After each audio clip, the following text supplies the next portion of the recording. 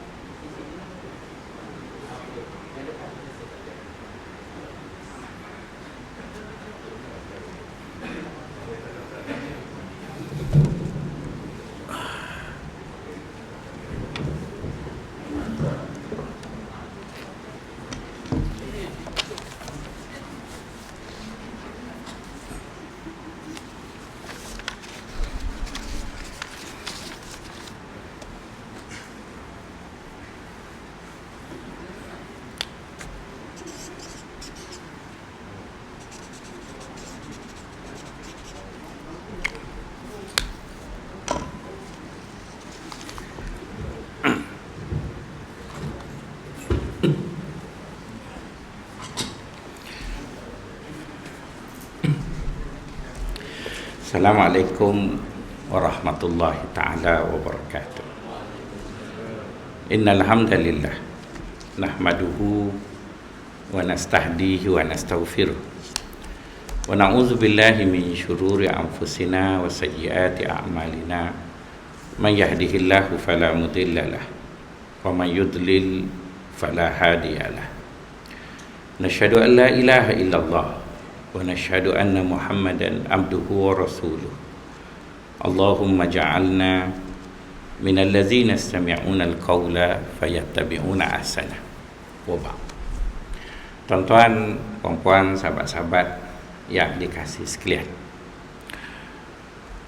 sepanjang hidup saya ni belajar tasawuf, ada beberapa perkara kesimpulan yang boleh saya sebut pada tuan-tuan, di mana orang tasawuf dia tidak melihat sesuatu perkara itu secara stereotip, maksudnya satu line sahaja.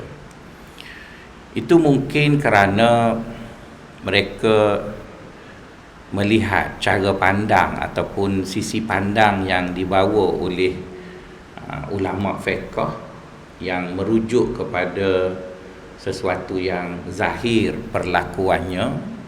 Adapun orang tasawuf melihat sesuatu yang tersirat begitu. Jadi hasil daripada pembacaan, pembelajaran dengan mereka itu dapatlah disimpulkan begitu, iaitu apabila kita melihat sesuatu, maka lihatlah dari ufuk yang lebih luas. Kita panggil apa ya, eagle view. Maka pandangan itu akan menjadi lebih lega, lebih tepat, kerana sisi pandang itu lebih luas berbanding melihat sesuatu dari sisi pandang yang sempit tadi. Jadi tuan-tuan, pagi ini kita berbicara tentang setan lah sikit ya. Dan setan ini dalam bicara kita ni ada disebut oleh Tuan Syekh dalam hikmah beliau mengenai bagaimana mereka mengajar kita untuk melihat syaitan tadi. Kata Tuan Syekh, apabila kamu mengetahui yang syaitan itu tidak pernah alpa ataupun tidak pernah lupa untuk menipu kamu, maka sepatutnya lah kamu lebih tidak lupa bahawa Allah itu sentiasa memerhatikan kamu. Sahabat-sahabat yang dikasihi sekalian, apabila Tuan Syekh menyebut tentang syaitan ya, maka pagi ini rasanya perlu diulas sedikit tentang syaitan tadi. Ada satu hadis yang saya rasa mungkin kita semua tahulah hadis tersebut, yang mana ustaz-ustaz pasti akan sebut berkali-kali bila datangnya bulan Ramadan. Hadisnya lebih kurang riwayatnya berbeza-beza, ada dari Abu Hurairah, ada dalam riwayat Muslim, ada Bukhari. Lebih kurang maksudnya ialah apabila datangnya bulan Ramadan akan dibuka pintu-pintu syurga, akan ditutup pintu-pintu langit, dan akan dirantai syaitan. Itu orang panggil apa? Satu titik yang sama dalam riwayat yang berbeza. Ada riwayat yang di depannya menyebut beberapa perkataan lain dan di ujungnya ada menyebut beberapa perkataan lain. Tapi yang menjadi perbincangan kita pada pagi ini ialah mengenai syaitan dirantai. Jadi sahabat-sahabat, saya cuba bertanya kawan-kawan dan cuba mendengar ulasan-ulasan kawan-kawan tentang setan tadi. Saya fahami daripada apa yang mereka bicarakan itu, seolah-olah syaitan itu satu entiti macam kita. Dia macam, saya taklah kata dia orang, tapi dia macam kita lah, wujud tu macam kita. Jadi saya pun cuba memahami kalau syaitan itu dia macam kita lah, entiti ni macam kita, sedangkan dia duduk di dunia ini lebih awal dari kita dan dia juga beranak pinak. Kita yang duduk dekat Selangor ni pun rasa sempit dah, campur dengan dia macam mana yang nak duduk. Kalau dia tu entiti macam kita, itu satu persoalan yang saya tanya tuan-tuan, nanti tuan-tuan akan kata ustaz kan, ustaz jawablah. Jadi saya tanya kawan-kawan saya pun, dia kata entah kan, ustaz jawablah. Jadi saya pun tak tahu nak tanya siapa, dan setakat hari ni jawapan yang diberi oleh kawan-kawan tu tidak memuaskan hati. Jadi kena baca sendirilah, begitu lebih kurang. Itu yang pertama. Yang kedua, Allah SWT menyatakan bahawa syaitan itu ada dua, minal jin nati wan nas. Setan itu adalah ada setan jin dan ada setan manusia. Jadi kalau dua-dua ada, setan jin dan setan manusia, bila mari bulan Ramadan, setan mana yang kena tangkap? Sebab dua-dua tu setan kan? Setan mana yang kena tangkap? Itu soalan kedua. Saya ada 20 soalan berkait dengan setan bulan Ramadan ni. Macam tuan-tuan duk tanyalah, dulu ustaz kita selalu sebut rapat-rapatkan saf, luruskan saf. Hadis sahih bila kita tak rapat saf nanti setan duduk sebelah. Sekarang kena renggang satu. Banyaklah setan duduk ke macam mana? Yang tu saja saya ada 5 soalan. Jadi maksudnya tuan-tuan, bila kita berfikir, kita tanya, takkanlah agama kita itu biarkan isu-isu itu gitu je lah. Nanti kalau kita tanya kan tak boleh tanya agama. Jadi saya tak setuju agama kita ni tak boleh tanya, sebab Allah Ta'ala sebut kul hazihi sabili ad'u ilallah ala basiratin. Agama kita ini dibina di atas asas jelas. Dia tak boleh biarkan keliru begitu. Dia mesti diberi penjelasan, dan orang yang ikhlas ingin mendapat penjelasan itu akan puas hati. Melainkan dia tak ikhlas, itu cerita lain. Sekarang ni kita semua ikhlas, tapi kenapa tak puas hati lagi? Kenapa tak puas hati? Jadi tuan-tuan, saya secara peribadinya sejak di masa belajar dulu duduk tanya, bulan Ramadan ni kalau kita terima hadis itu secara literalnya, setan mana yang kena tangkap?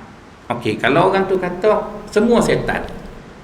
Jadi kalau semua setan kena tangkap bulan puasa, maka masuk tandas tak payah baca doa lah, setan tak ada dah. Kan dalam tandas tu ada 2 ekor setan, satu khubus wal khaba'is. Bila kita masuk tandas, Allahumma inni a'udzubika minal khubuthi wal khaba'is. Jadi okeylah sekarang, sebab dah dia kena tangkap. Itu satu soalan, tak dijawab juga setan mana.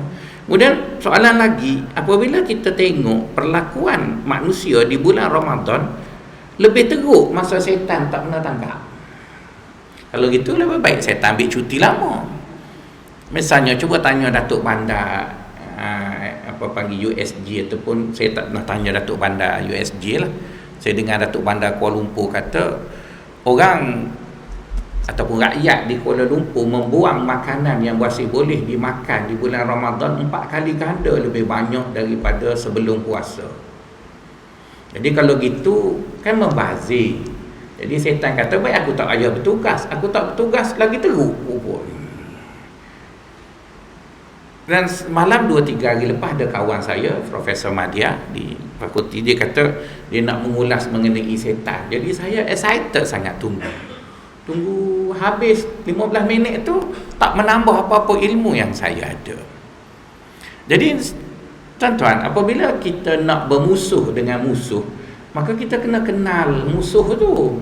Allah Ta'ala sebut dalam Quran, innasyaitana lakum aduun fattakhidhuhu aduwa. Sesungguhnya syaitan itu musuh kamu, maka hendaklah kamu bermusuh dengan dia. Jadi apabila kita nak berperang, bermusuh dengan syaitan, kita sampai umur sekarang pun masih keliru tentang syaitan, maka kebarangkalian kita menang lawan syaitan tu mesti tipis, sebab dia tu kita tak kenal. Jadi tuan-tuan tanyalah general pencing ke polis pencing kat sini, boleh tak kita berperang dengan satu pihak kita pun tak kenal pihak tu? Ada kebarangkalian menang tak? Tak ada tuan-tuan. Hatta nak lawan bola pun mesti ada perisik untuk pergi ke pasukan lawan, tengok siapa pemain, macam mana kelemahan dia, baru boleh buat strategi untuk menang. Sekarang saya yakin tuan-tuan keliru. Buktinya saya tanya semua soalan tadi, tuan-tuan ngiling. Maksudnya sama-sama pening dengan saya juga. Jadi bermaksud tuan-tuan, baginda SAW tidak salah. Baginda telah menyediakan teks agama sendiri, menyediakan teks yang banyak untuk kita memahami syaitan tadi. Cuma mungkin kita memahaminya dalam bentuk yang stereotip. Ada sisi pandang lain yang kita tidak lihat tentang syaitan tadi. Jadi apabila kita memahaminya dalam bentuk yang stereotip, maka kita akan kekal keliru dan keliru dan keliru begitu. Saya tak tahu tuan-tuan, itu saya cakap tentang diri saya. Jadi tuan-tuan, apabila kita sebut tentang syaitan, menjadi tanggungjawab kita untuk mengenali syaitan, kerana dia adalah musuh rasmi hidup beragama, dan kita perlu lawan dia, dan kita perlu menyaingi dia, dan dia sendiri telah bersumpah di depan Allah bahawa dia tidak akan berhenti untuk menyesatkan kita. Jadi jika begitulah bentuk permusuhan kita dengan syaitan, maka perlu ada strategi yang lengkap, perlu ada strategi yang mantap untuk kita pastikan kita menang. Dan kita lihat musuh kita lebih bersedia dari kita. Sebelum daripada iblis laknatullah alaih melawan perintah Allah, sedangkan dia tengok neraka, dia tengok syurga. Azazil itu sudah duduk di syurga, dan pastinya lah bila dia dah duduk di syurga, pastinya dia sudah melihat neraka. Dia tahu neraka itu bukan calang-calang azabnya, tetapi dia, kenapa dia mengambil risiko untuk lawan perintah Allah?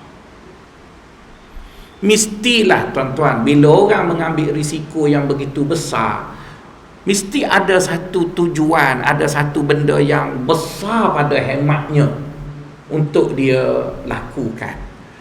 Bodohlah Azazil itu lawan perintah Allah. Bila Allah marah baru nak buat plan bagaimana nak kalahkan musuh.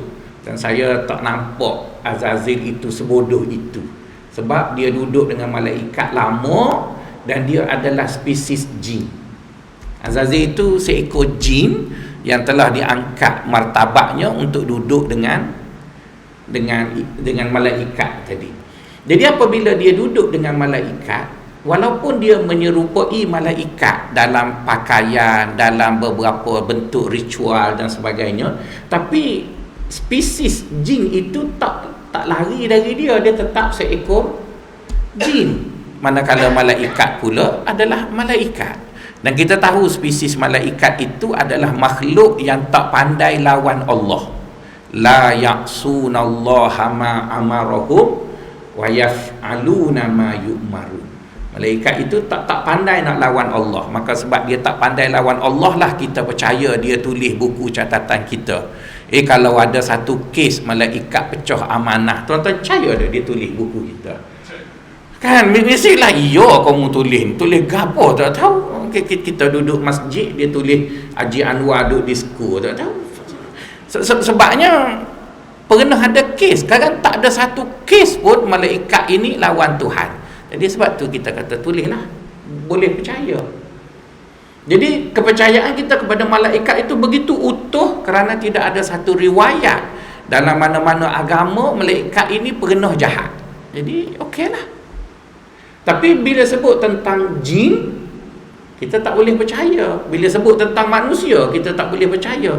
Suatu ketololan yang sangat-sangat apabila kita percaya 100% kepada manusia. Jadi oleh kerana itu, jin tadi dia diberi pilihan untuk buat baik boleh, buat jahat boleh. Bermaksud ada kebarang kalian. Jadi bila dia ada kebarang kalian, dia sudah dididik begitu lama. Bukan duduk sekolah-sekolah tahfiz biasa, duduk nu sekali dengan malaikat tu. Jadi bila dia duduk sekali dengan malaikat, bukan calang-calang punya level baik lah, bukan calang level baik sungguh nah. Jadi dalam keadaan dia baik sungguh tu, dalam cerita itu Allah nak beritahu dekat kita, bila orang itu ada possibility, maka jangan nafi kebarang kalian itu. Jangan nafi kebarang kalian itu. Kita tidak boleh nak kata tak apa-apanya Azazil itu duduk sana tuan-tuan. Di sebab itu saya selalu kata kita jangan marah sangat dekat penguat kuasa ambil rasuah, sebab kita tak pernah disogok. Kita tak pernah disogok, tak tahu lagi tuan-tuan. Amba tak pernah lagi perempuan datang, abang marinya hak tua-tua bau minyak angin ni belaka. Ada okeylah. Sebenarnya tuan-tuan. Jadi bila tak pernah itu baiklah, tapi baik bukan kerana teruji baik, baik kerana tak pernah ada ujian. Lain baik kerana tak pernah ada ujian dengan baik setelah lulus ujian. Beza sangat. Sebut 1 juta duit tak sama dengan ada 1 juta.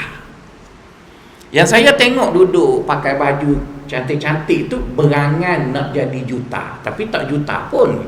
Yang saya jumpa pakai kain buruk ni, itu yang jutanya.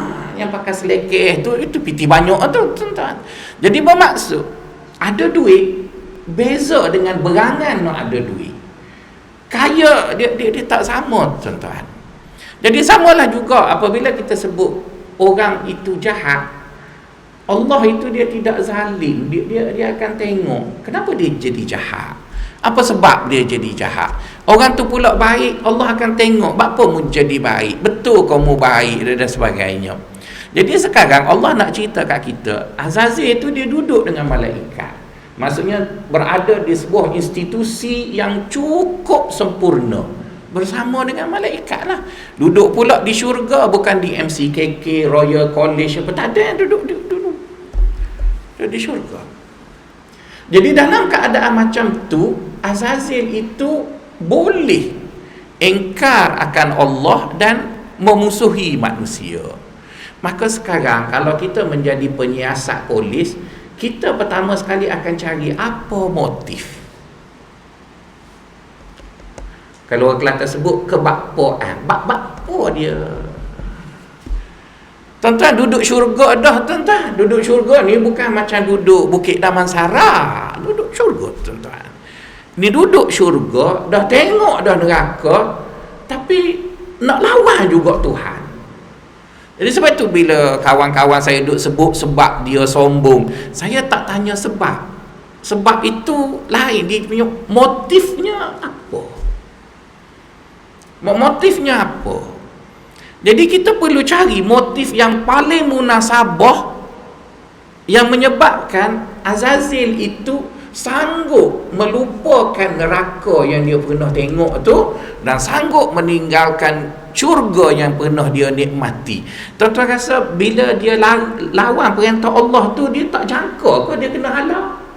Teruk benar kalau tuan-tuan tak jangka. Macam Anwar Ibrahim lah, bila dia lawan Mahathir, dia tak jangka ke dia akan masuk penjara? Sebab tu saya tak kesian kat Anwar Ibrahim, sebab dia dah jangka belaka dah. Yang kesiannya macam kita ni, demo kena tangkap, itu yang tak jangka tu. Dia dah baca dah, takkan secerdik dia tak jangka.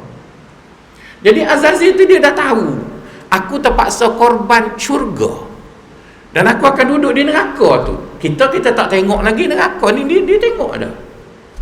Jadi bila dia buat satu benda besar, mesti ada motif yang besar dan kesediaannya untuk menang itu besar.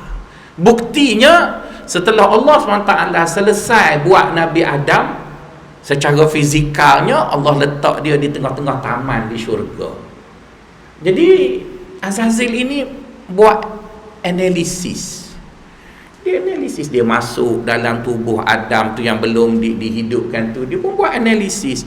Antara analisisnya, dia kata Adam ini banyak kelemahan. Kemudian Allah pun buat kenyataan yang sama, khuliqal insanu dha'ifa. Jadi betul lah analisis Azazil mengatakan Adam itu lemah, dan Allah pun menyatakan dia memang buat Adam itu lemah. Jadi nak kata kaji selidik ataupun kajian Azazil salah tu tak salah lah kan. Seperti mana apa yang dibuat oleh agensi-agensi kaji selidik tentang siapa menang, siapa kalah tu.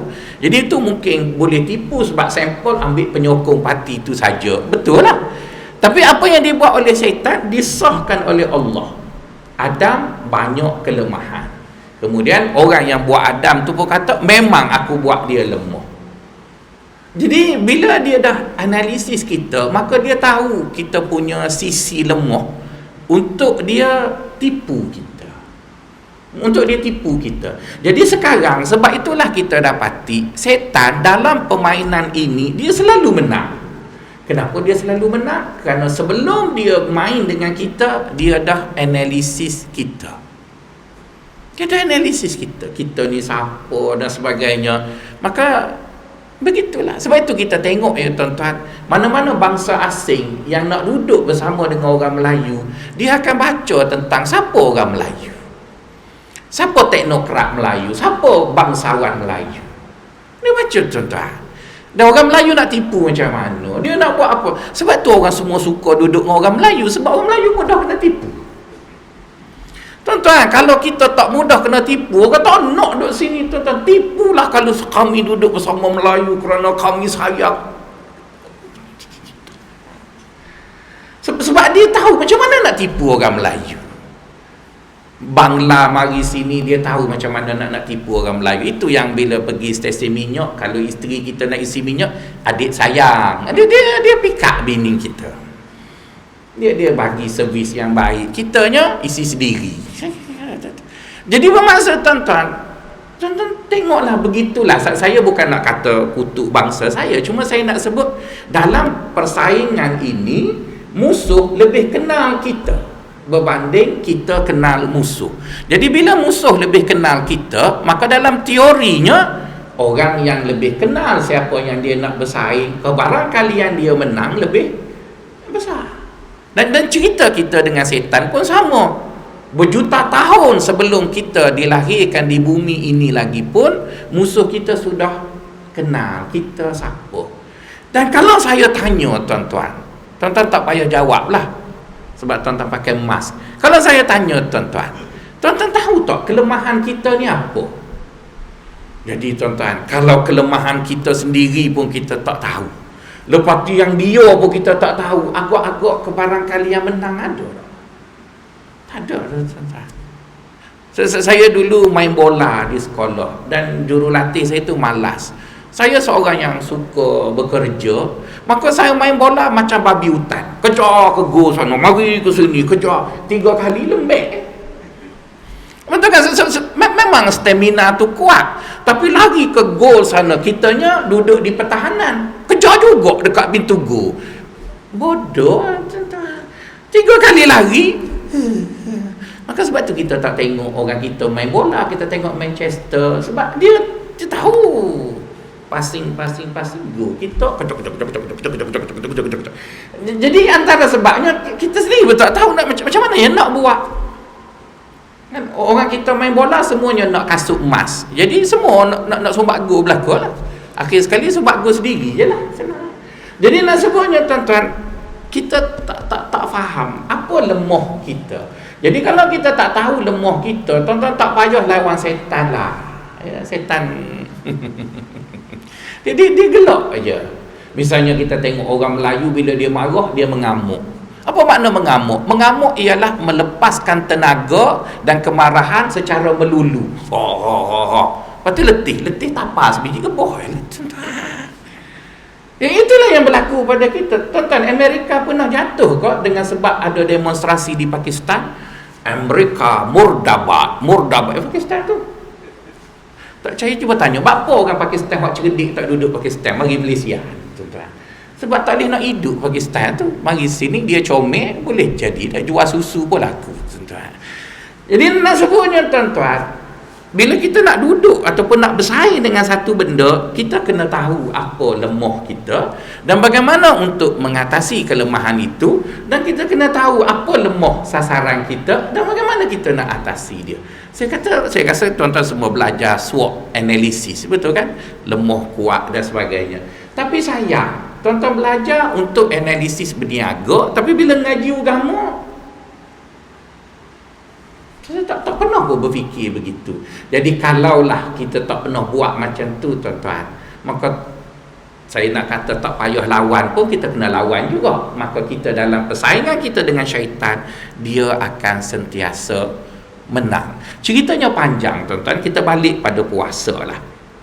Apabila kita lihat pada hadis tadi kan, hadis yang baginda SAW sebut, bila datangnya malam bulan Ramadan, dibuka pintu syurga.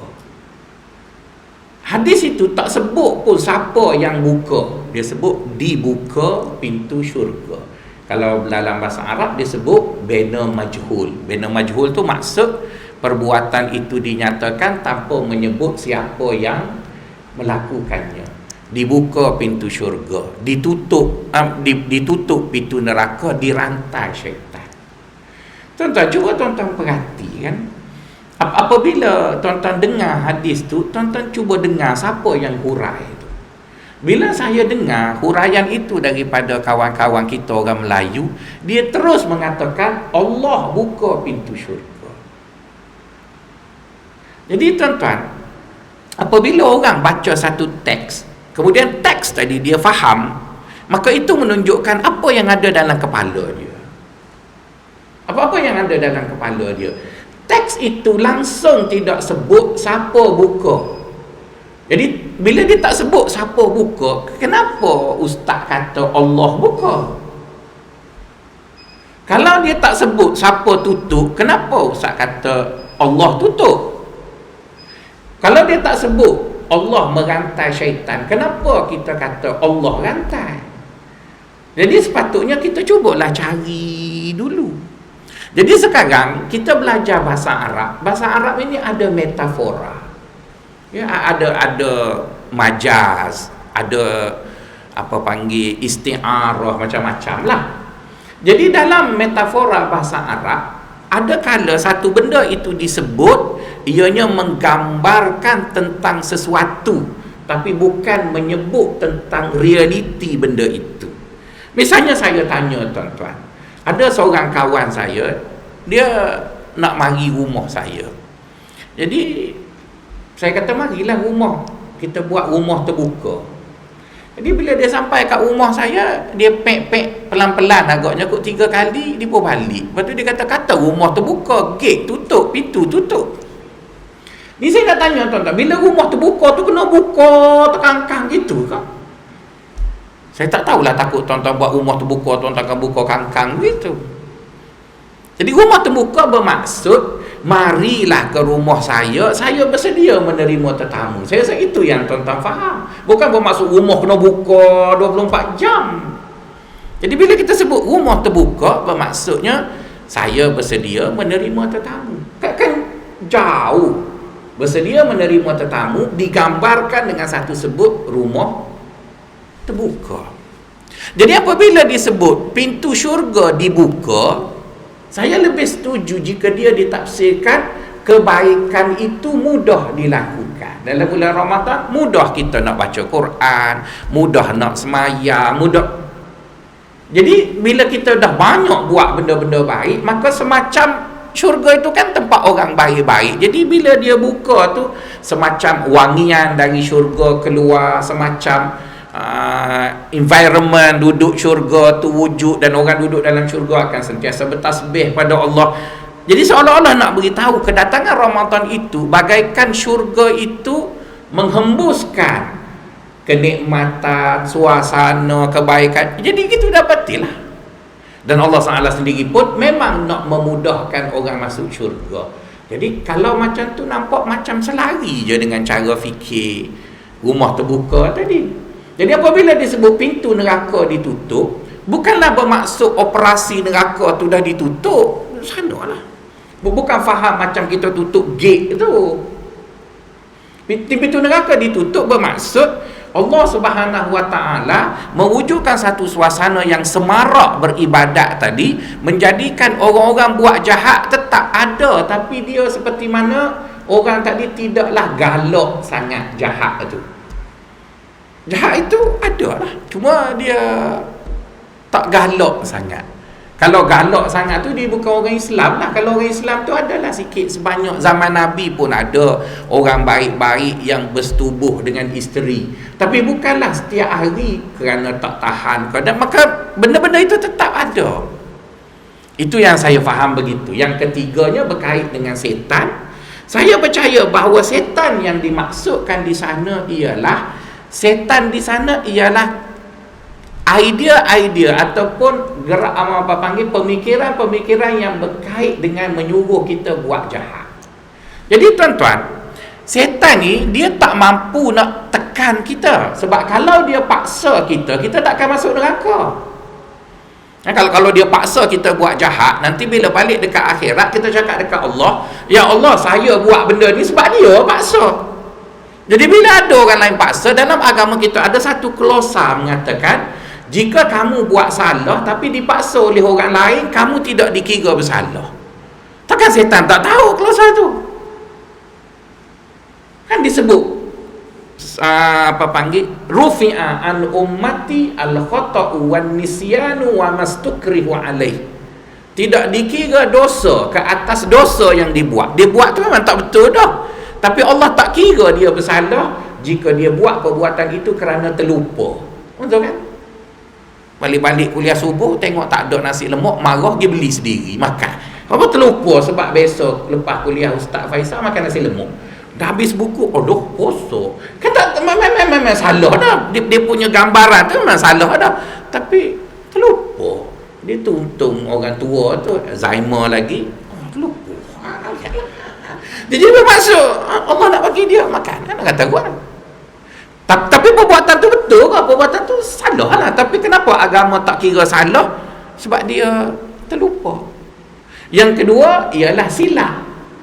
Silap juga tidak Yang ketiga, apabila dipaksa oleh orang lain. Jadi setan dia tak akan paksa kita.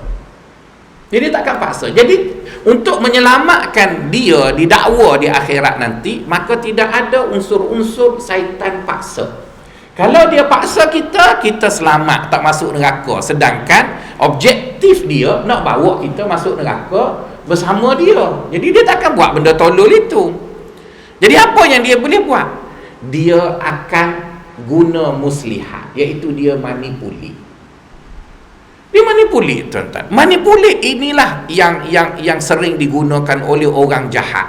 Macam kita tengok bagaimana Barat mengawal negara-negara yang merdeka, negara Islam yang merdeka dari Barat. Barat manipulit pemerintah yang ada kat situ. Jadi orang tu pun tepuk tangan sambut hari merdeka. Sebenarnya dia tak merdeka pun, dia dimanipulit oleh orang yang memberi kemerdekaan.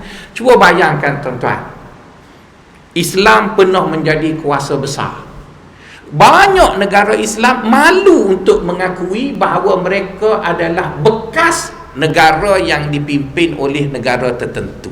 Misalnya kita tahu kerajaan Uthmaniyah memerintah Islam cukup lama, memerintah negara Islam, apa panggil negara-negara Islam cukup lama, lebih daripada 600 tahun.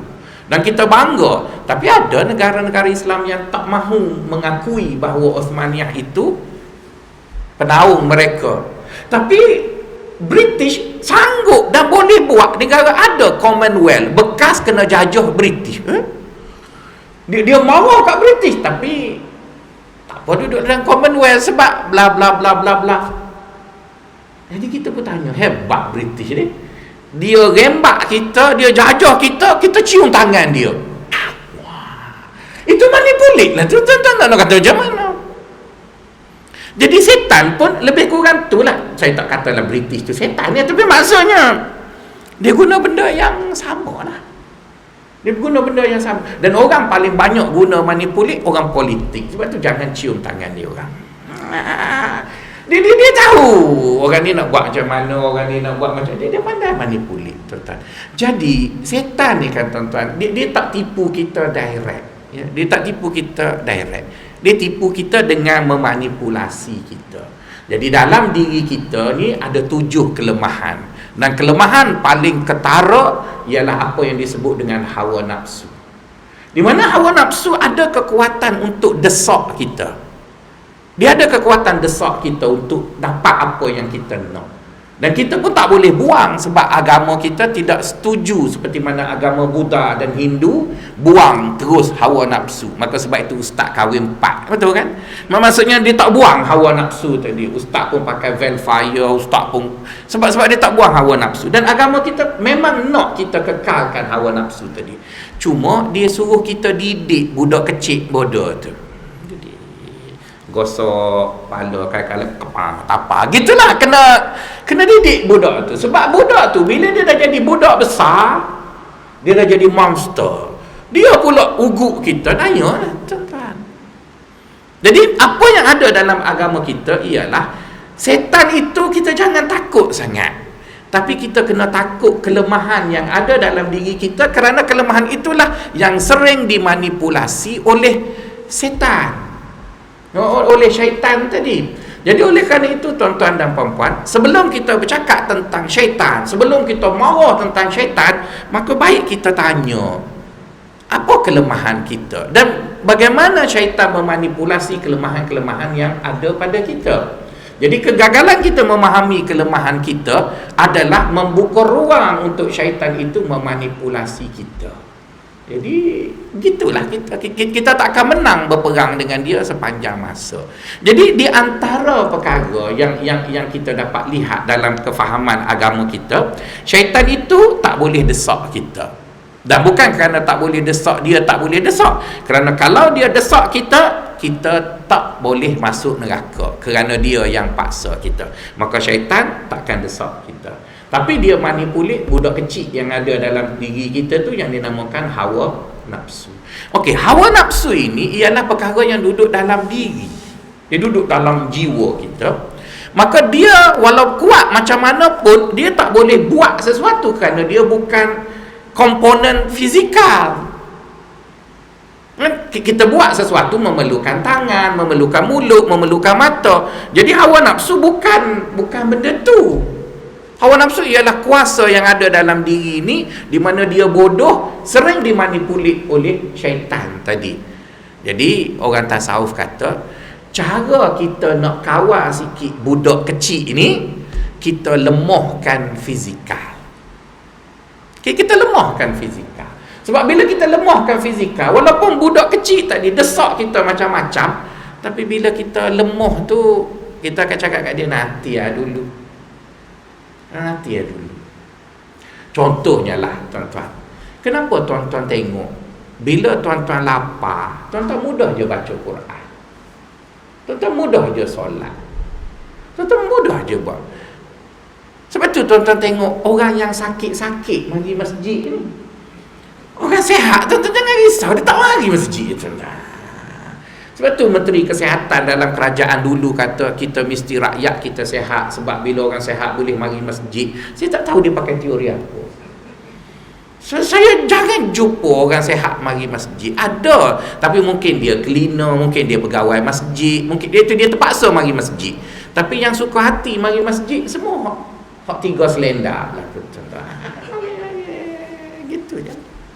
Sebab bila tubuh kita kuat, tubuh kita ni kuat, jadi budak kecil tu dia jadi besar, dia akan suruh kita buat macam-macam. Sebab tu pakar-pakar apa panggil rasuah ini presiden transparansi kata kat saya, dia kata ustaz, 3 benda ni kalau ada sekali pada orang, maka cukup takut orang tu, kebarangkalian dia buat jahat besar. Maka sebab itu jangan 3 ni berumpun sekali. 2 tak apa lagi, iaitu sehat, masa lapang, piti. Sehat, masa lapang dan juga duit. Tuan-tuan ada duit sebab pencing, lepas tu ada masa tapi tak ada sehat. Jadi tak jahat lah tuan-tuan. Cuba tuan-tuan sehat macam umur 25. Kan Dr. Vida ada iklan ke apa dia tahu. Bila makan tonik dia tu sihat. Cuba tengok, bila orang sihat dia tak tunjuk masjid, jogging dekat padang, lepas tu jumpa perempuan baru, hai, itu bukan orang sihat. Sakit mari sini lah tuan-tuan. Tapi dia tidaklah sakit terlantar, yang tu tak boleh dia panggil sakit-sakit 3 selendar lah tuan-tuan. Sebab tu orang masjid dia parking kat tu imam, dia parking kat ustaz pun tak boleh marah sebab OKU belaka. Tak ada mikir pun tak apa, ingat dia okey lah, kita pun terima je. Bukanlah saya nak hina tuan-tuan, saya punya teorinya macam tu. Jadi apabila kita puasa, kita kuruskan hawa nafsu tu, kita kuruskan dia. Jadi bila kita kuruskan dia dengan melemahkan tubuh kita sikit, maka kita pun teringatlah bolehlah lawan setan tu, kerana itu salah satu kelemahan kita. Jadi bila kita dia tak boleh manipulate anak kecil kita tu, dia diumpamakan dia kena rantai. Macam orang kena rantai ni kan, dia tak bebas bergerak. Itu je. Jangan tuan-tuan ingat bulan puasa tak ada setan. Kalau tak ada setan, habis yang jahat-jahat tu. Kan ada satu ayat Quran mengatakan ada seekor setan yang selalu duduk dengan kita. Likulli insanin qayyadna lahu syaitanan fahuwa lahu qarin. Setan tu tuan-tuan masuk dalam Kaabah pun dia ada. Jadi sebab itu apabila kamu tak boleh sebut setan mana, maka kita menerima suatu tafsiran lain yang mengatakan yang dimaksud diikat itu bukan macam Black Maria mari tangkap, ataupun bukan macam immigration tangkap parti tu, tangkap begini, bukan gitu. Maksudnya bila kita berpuasa, kita menghayati lapar. Hayati lapar, bukanlah berlapar sepanjang hari. Kita menghayati lapar, maksudnya buka puasa pun makan ala kadar, makan je lebih kurang je sebab kita fikir nak didik diri. Maka pada ketika itu iman kita menjadi subur, maka nafsu tadi dia jadi keronyok, macam ketan ni kan, dia keronyok lah. Jadi dia nak suruh kita buat jahat pun tak bermaya sangat, sebab kita dah tekan dia. Sebab tu tuan-tuan tengok, sebelum orang buat jahat bulan puasa, dia buka puasa dulu. Dia buka puasa dulu. Tuan-tuan pernah dengar tak kelab malam jual nasi khabu? Kenapa di kelab malam tak jual nasi khabu? Kenapa di kelab malam tak jual burger? Sebab sebelum buat jahat kena kenyang dulu. Sebelum buat jahat. Mana ada orang tengah lapar pergi buat jahat? Tak ada tuan-tuan. Orang kenyang dulu buat jahat. Yang tuan-tuan nampak orang lapar curi, itu curi untuk kenyangkan dulu. Dah kenyang baru dia pergi itu. Kalau tuan-tuan tengok susunan kedai Cina kan, ujung tu kedai makan, betul kan? Apa dia pergi makan dulu sebab kenyang. Lepas kenyang dia pergi kedai obat pula sebab kecil manis.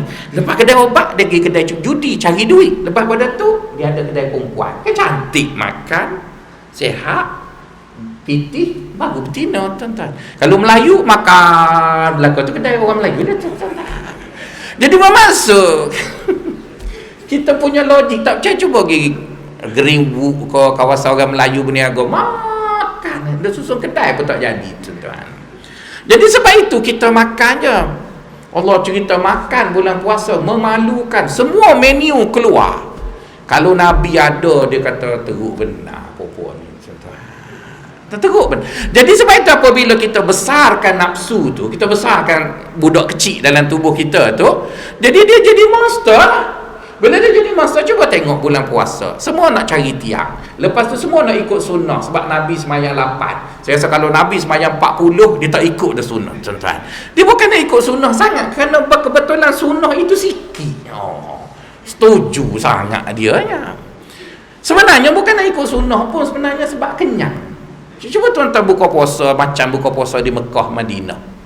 Ada nasi khabu, ada air tuak, tuan-tuan. Mana ada roti sikit, yogurt, buah kurma. Lepas tu tuan-tuan kata, oh, ringan tubuh lah buka puasa Mekah. Bukan Mekah hak makan tu.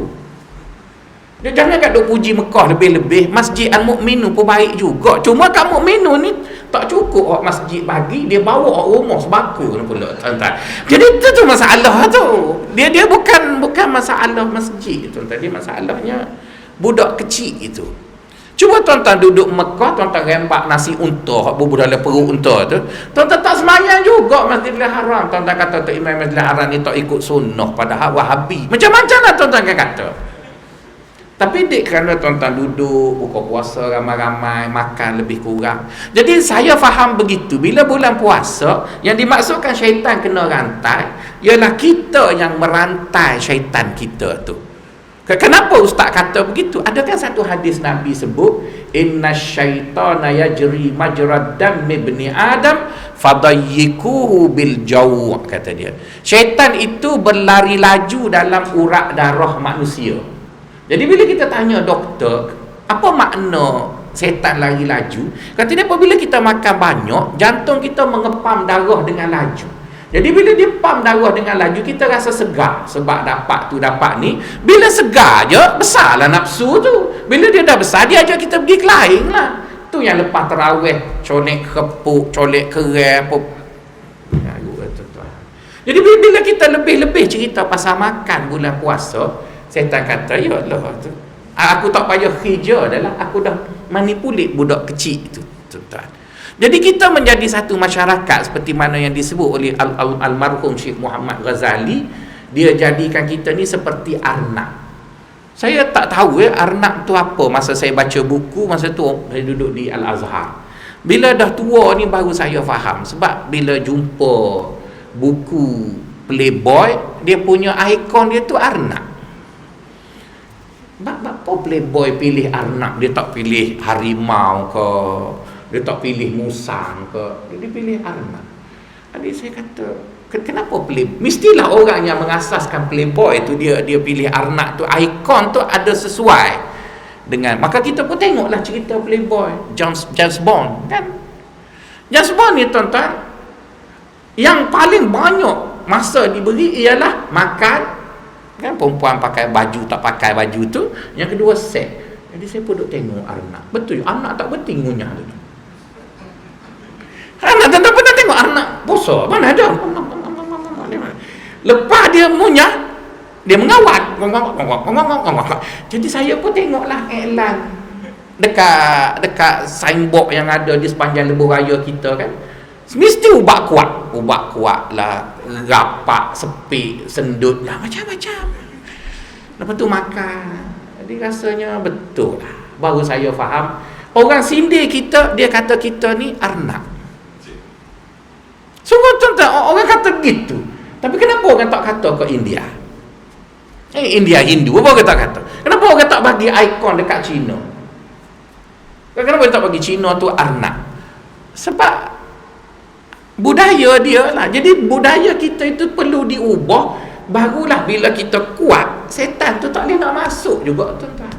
Percayalah tuan-tuan, bila tuan-tuan menghayati lapar, berbuka puasa ala kadar, bersahur pun ala kadar, jangan fikir sangat pasal Ramadan ke apa benda. Kalau masjid bagi makan asalkan halal dan baik, tak payahlah tulis surat layang, makan je lah. Saya yakin tuan-tuan kuat sangat dalam bulan puasa, boleh ibadat, boleh apa. Jadi itulah sebenarnya yang dimaksudkan dengan ikat syaitan tu. Kalau tuan-tuan faham, Allah utus satu grup malaikat mari tangkap syaitan, nanti syaitan akan sue kes tu dekat akhirat. Dia kata, dulu tidak kamu bagi lesen besar. Kan Allah kan pernah bagi lesen besar dekat iblis. Dia kata, aku izin kamu tipu manusia sampai kiamat. Sekarang kenapa tangkap bulan puasa? Gabuk berapa kali puasa dah? Takkan Allah Ta'ala pernah berjanji di mana dia tak tahu bahawa mustahil tuan-tuan nak kata gitu. Kerajaan kita mungkin boleh dia lulus, lepas tu dia rasa rugi, dia tarik balik. Okey lah. Takkan tuan-tuan nak mikir Allah macam kerajaan kita? Allah tak, bila dia izin tu, dia izin lah. Jadi dia secara personalnya bagi pihak Allah, dia tak akan tangkap syaitan dalam bulan Ramadan. Tapi dia ajar kita bagaimana nak tangkap setan kau. Jadi kau tangkaplah, kau ikatlah setan kau tadi dengan berlapar. Sebab bila kamu berlapar, jadi kalau setan tu nak claim, ya Allah, dulu kau bagi izin aku beroperasi, kenapa? Aku izin je, cuma orang kamu nak tipu tu, dia pandai tangkap kau. Itu masalah biasa je lah. Bersaing je lah dalam persaingan ini. Saya faham begitu. Saya tak faham mari malaikat tangkap macam FRU ke, macam immigration. Kalau tuan-tuan faham macam tu, saya tak tahulah. Saya nak kata betul salah, saya tak tahu. Tapi dulunya saya faham macam tu. Bila mari bulan puasa je, kita terus pergi main tepi kubur. Sebab hantu tak ada. Setan kan kena tangkap. Setan kena tangkap. Jadi saya tak faham begitu. Saya faham kitalah yang mengikat syaitan kita sendiri. Dan kalau ditanya apa talinya, talinya ialah menghayati lapar. Maka sebab itu kita lihat pada siang hari ramai orang mari masjid, ramai orang baca Quran. Kenapa? Sebab mereka lapar. Dan apabila mereka berbuka puasa ala kadar, maka lapar itu masih dikekalkan. Maka kita tengok mereka akan terus datang masjid, beribadat sebab terus lapar. Tapi kalau mereka balas dendam kerana lapar tengah hari tadi, maka kita akan dapati macam-macam lah yang berlaku keluar, makanan itu, makanan ini. Jadi makanan yang sekian banyak tuan-tuan dalam budaya kita, itu bukan agama. Itu bukan agama. Dia memperlihatkan bahawa kita ni takut sangat dengan lapar. Kalaulah sikap kita ini diuji, di mana Allah Ta'ala datangkan kemerosotan ekonomi atau kacau bilau dalam negara, saya rasa kita akan mati selepas 3 hari. Sebab kita dah makanan tu tak boleh, makanan tak boleh, pakai mati dengan emosi je tuan-tuan. Tapi cuba kita makan ala kadar. Dan kalau tuan-tuan tengok bangsa lain, mereka tidaklah sebanyak kita mencipta makanan. Sebab mereka makan untuk sihat. Kita cipta cukup banyak supaya tengok Melaka. Di Melaka banyak kedai makan, tapi hospital pun banyak juga tuan-tuan. Jadi buat apa kita makan lepas tu kita sakit? Biarlah kita makan dan kita sehat. Jadi untuk pastikan kita makan dan kita sehat, kita hargailah tubuh kita ini. Masa nak makan, jangan tanya mulut, tanya tubuh. Kau nak apa? Tubuh akan beritahu lah. Saya nak beritahu tak pandai, tuan-tuan tanyalah doktor. Tubuh kita perlu nutrisi, tubuh kita perlu energi pun. Cuba beri apa yang tubuh nak, mesti makanan itu tak sedap. Makanan itu tak sedap lah kalau tubuh nak. Tapi kalau mulut nak, memang sedap. Tapi nanyalah kat tubuh, kecil manis, darah tinggi. Kesian ke apa panggil buah pinggang apa benda. Buah pinggang kalau dia boleh bercakap lama dia di atas partition tuan-tuan. Apa benda ni aku kerja punya teruk. Tapi mulut saja yang boleh bercakap, dia akan kata diamlah kau. Jadi kita marah dekat diktator, sedangkan kita sendiri diktator pada diri kita. Cuba kita hayati demokrasi. Tanya buah pinggang, kau nak apa bulan-bulan puasa? Mesti buah pinggang kata, bolah makannya. Kata gitu. Tanya jantung kita, kau nak apa ya dalam bulan puasa? Jadi kalau kita buat semua benda tu tuan-tuan, setan tak boleh masuk lah. Setan nak masuk macam mana? Sebab dia tak akan paksa kita. Sebaliknya dia manipulit budak kecil yang bodoh itu, yang menipu kita. Jadi itu lebih kurang apa yang saya faham tentang setan. Apabila dia tipu kita, dia ada batasan-batasan yang dia tidak langgar. Kalau dia tak ada batasan tuan-tuan, cuba tuan-tuan perhatikan ayat ini. Allah Ta'ala sebut apa tentang syaitan? Allah Ta'ala sebut inna kaidash syaitani kana dha'ifa. Inna kaidash syaitan kana dha'ifa. Sesungguhnya tipu muslihat syaitan itu lemah je. Habis kenapa setan menang sedangkan tipu muslihat lemah je? Sebabnya kita lebih lemah daripada tipu muslihat itu. Tapi bila dia sebut pasal tipu muslihat perempuan, dia kata apa? Inna kaidakunna azim. Inna kaidakunna azim. Bila dia cerita pasal Zulaikha tipu Yusuf, dia pun buat kesimpulan sesungguhnya tipu muslihat wanita itu memang mengkagumkan. Jadi bermaksud setan itu dia melihat bahawa manusia ada potensi untuk tersilap langkah dengan sebab perempuan tadi. Saya pernah bergaduh lah dengan perempuan sampai pergi ke mahkamah, dan kesimpulan daripada selesai kes itu, saya tak bersalah. Maka saya kata, demi Allah, jangan bergaduh dengan perempuan. Jangan tuan-tuan. Tuan-tuan, kalau dengan orang lelaki mudah aja luar nak gocok yang kita pergi luar. Kapok gebah masuk hospital 2 minggu habis ya. Orang perempuan tak habis tuan-tuan. Wah, dia tak sudah tu. Akhir sekali saya mengaku dan saya dengar kalau saya jadi ketua, perempuan nak apa ya semua lulus. Inna kaidakunna azim. Tuan-tuan pun mengakui sebab tu tak kahwin-kahwin lain hak lain tu. Cukuplah. Sebab tuan-tuan dia memang lagi teruk tuan-tuan. Teruk tu dengan makna dia lagi hebat. Jadi sebab itu kita lihat syaitan manipulate perempuan untuk tipu lelaki. Dia cuba tuan-tuan bayangkan apa kena mengenanya tayar Goodyear dengan perempuan tak pakai baju. Nak jual tayar tu dia dua ada situ. Kan tayar tu kan ada otot. Jadi bila dia berkembang-kembang ada otot, ambil lah Maligno ke apa benda yang bodybuilder, okey. Tapi dia try dah, orang tak beli tayar. Apa-apa orang beli jadi. Itulah manipulate tuan-tuan. Banyak benda yang kadang-kadang tak ada kena mengena dengan perempuan. Tapi perempuan. Sehingga ada lelaki yang rasa tak seronok kalau tak jadi perempuan. Habislah semua benda. Jadi nak sebutnya, betul lah Quran sebut perempuan itu muslihatnya lebih canggih daripada setan. Jadi oleh kerana itu tuan-tuan, nanti ada kesempatan lain kita akan sebut setan punya teknik ataupun kita panggil dia modus operandi. Dia tipu kita ni macam mana ya? Jadi bila kita tahu dia tipu kita begini, setidak-tidaknya kalau kita tertipu juga pun kita dah boleh baca nak tipu tu. Paling kurang. Jadi bila kita tahu dia nak tipu, maka sikit sebanyak dia tak mudahlah kita tipu. Macam tuan-tuan pergi ke shopping kompleks. Kan tuan-tuan pergi shopping kompleks, kita pun muka orang Melayu. Kenapa 2-3 orang budak Cina campur Melayu yang gores dan menang tu dia tak minta tuan-tuan gores? Kan saya selalu pergi dekat shop lot tu yang jual gores menang tu, saya tengok dia tak tahu lah kat saya. Sebab dia tengok orang ni tak boleh nak makan. Sebab saya pernah duduk kat situ, dia suruh saya beli ni hadiah. Saya pun ambil kalkulator, pinjam sekejap, hadiah kamu nak beri berapa, saya kena beli berapa, tengok-tengok hadiah lebih murah daripada yang beli. Oh, dia kata tak, pakcik tak boleh 3 macam tu.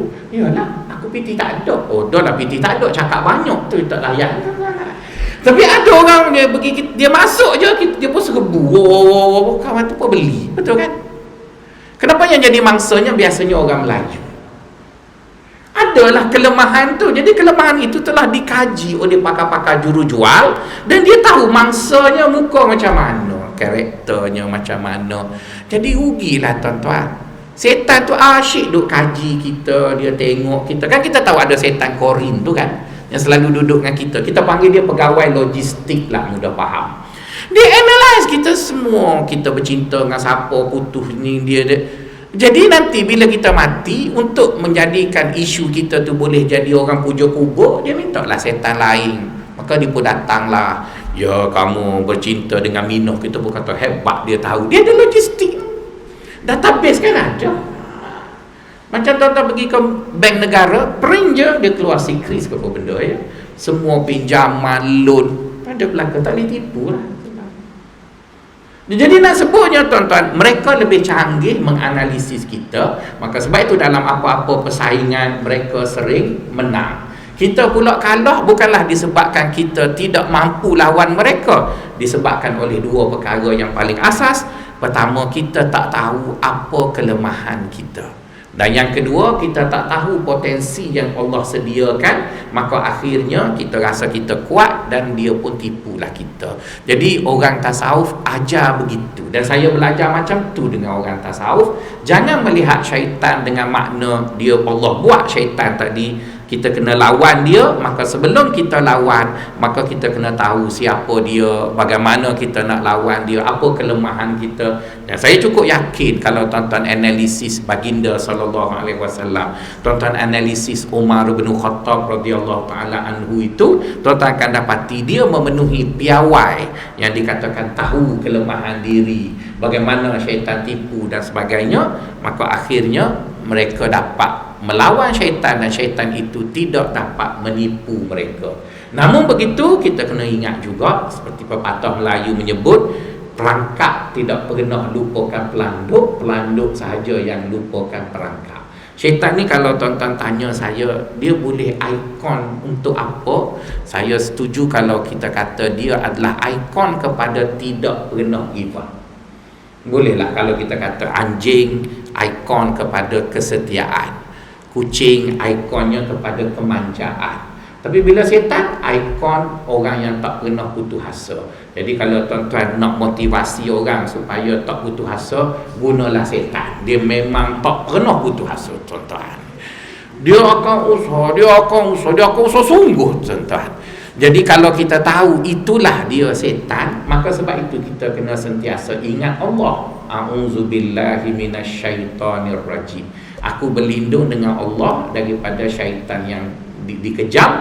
Maksudnya makin kuat, makin tak pernah lupa kita pasal Allah, makinlah syaitan itu tidak berdaya untuk menipu kita. Tapi janganlah tuan-tuan hanya ingat itu dalam bentuk zikir sahaja, tetapi selain daripada zikir, kita kena tahu kekuatan, kelemahan dan sebagainya. Jadi barulah tindakan itu selari dengan zikir tadi. Tapi di kalangan kita ramai yang mengatakan kita sebut zikir, kita terus boleh lawan setan.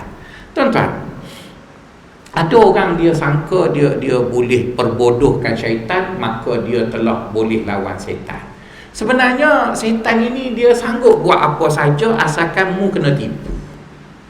Asalkan kamu kena tipu. Misalnya kita lihat ada orang tu dia boleh tangkap jin. Betul kan? Dia boleh tangkap jin. Dia tak boleh tangkap syaitan. Kita tak pernah dengar ustaz tu, saya malam ni tangkap setan. Tak. Tuan-tuan, setan ni kan tuan-tuan, dia cukup pandai. Cuba tuan-tuan perhati ya, bila orang yang masuk jin tu ataupun dirasuk oleh jin, dia ada ciri yang sama macam orang kena Parkinson ya sebenarnya. Orang kena Parkinson ni dia India ke Cina ke Melayu, muka dia lebih kurang. Jadi orang yang kena rasuk syaitan tu, tuan-tuan, kena rasuk jin tu, cuba tuan-tuan tengok watak, latar belakang sama aja. Sesama aja. Jadi bermaksud, kenapa orang yang tangkap jin tu, dia nak tangkap jin tetapi tak nak selesaikan punca. Dia tak nak selesaikan punca tu. Sebab kalau selesaikan punca, tak ada job lah, tuan-tuan. Dia tak boleh selesaikan punca, dia begitu. Kenapa kita tak nak masyarakat kita sehat dengan makna sehat yang sebenar? Yang kita nak ialah bergaya macam sehat. Sebab dunia ni kan berniaga je semua benda. Berniaga je semua benda. Bila Datuk Seri Najib buat klinik satu Malaysia, demam je murah. Demam je pergi klinik, bolehlah paracetamol ke apa benda. Saya tidaklah bermaksud sokong Datuk Seri Najib dalam semua perkara. Bila dia buat klinik satu Malaysia banyak, Persatuan Klinik-Klinik Swasta pergi bantah, mana pelanggan aku je. Hidup-hidup ni macam tu je lah. Jadi puncanya, jadi sekarang orang yang berniaga dalam kesihatan, dia mesti membina suasana supaya orang tu nampak sihat tapi sakit. Sebab bila awak sakit, saya ada kerja lah. Misalnya saya duduk di universiti, KPI saya ialah boleh menyelesaikan masalah masyarakat. Jadi ustaz-ustaz dalam bidang syariah, dia banyak boleh sebab dia banyak praktikal. Dia boleh selesaikan keuangan Islam, dapat naik pangkat. Kita dalam bidang usuluddin nak selesai apa? Jadi saya kena biarkanlah ajaran sesat. Bila ada ajaran sesat baru ada ceramah ustaz, betul kan? Jadi maksud semua kena macam tu. Dan tuan-tuan, jadi sebab itu tuan-tuan tengok semua ustaz-ustaz dalam bidang syariah semua naik tagat, naik semua belaka. Sebab dia ada ruang yang boleh dia beri. Penasihat bank, penasihat syariah bank, penasihat tu. Habis mari ustaz sejarah saya pun nak pakai mesbih juga. Tapi dia projek tak ada. Projek tak ada. Jadi sebab itu mikir tu sama je. Cuma ayat yang digunakan tu pusingnya lain lah. Tapi nak sebutnya, kita akan bergerak bila ada masalah, ada isu dan sebagainya. Jadi sekarang setan pun bergerak dalam seka yang sama. Seka yang sama. Jadi punca kepada semua masalah kita bila berlawan dengan setan ataupun lawan dengan apa-apa ialah kekeliruan ataupun kekaburan. Jadi bila kita boleh selesaikan kekeliruan, boleh selesaikan kekaburan tadi, tak ada lah masalah. Jadi sebab itu jangan takut dengan syaitan, kerana apa yang kita nampak dalam apa yang digambarkan oleh cerita-cerita Melayu, hantu mak lampir ke, balik kampung ke, hantu pocong ke, yang Fasha Shanda tak pernah jadi, benar jadi hantu ke, Malisa Sela ke, apa pernah jadi hantu tu, itu ialah gambaran pengarah filem. Dia bukan gambaran agama, ya. Agama ada pandangan sendiri. Maka sebab itu setan, hantu, dia tak mahu tuan-tuan kenal dia sangat. Sebab bila dah kenal tak takut lah. Macam kita tengok raja-raja kita lah.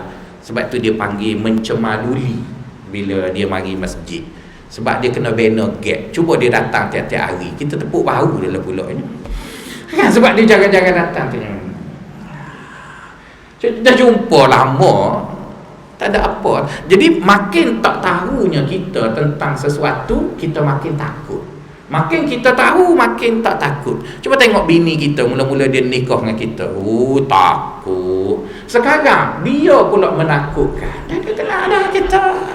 Jadi sebab tu tuan-tuan, jangan banyak sangat bini tu tahu pasal kita, cover sikit. Tapi sekarang dah terlewat lah. Yang belum kahwin lagi boleh lah. Jadi yang dah saya tak tahu bini tuan-tuan takut ke tidak. Bini saya memang menakutkan. Dia kata nanti dulu, ya gitu. Jadi puncanya bukan masalah bini kita, masalahnya makin ramai, makin banyak orang tahu pasal kita, makin orang tak takut lah. Sebab itu jangan banyak sangat upload dekat Facebook. Pegawai HDN sedang mencari pembayar-pembayar cukai yang cuba lari, ya. Antara cara dia cari, dia tengok Facebook, makan kat restoran, posing dekat poshare, macam mana declare cukai kecil. Jadi kalau tuan-tuan tak upload, payahlah sikit pegawai tu nak siasat. Jadi pandai-pandailah sorok. Kalau tuan-tuan memang nak tipu cukai lah. Kalau tuan-tuan nak beritahu betul, itu terpulang pada tuan-tuan.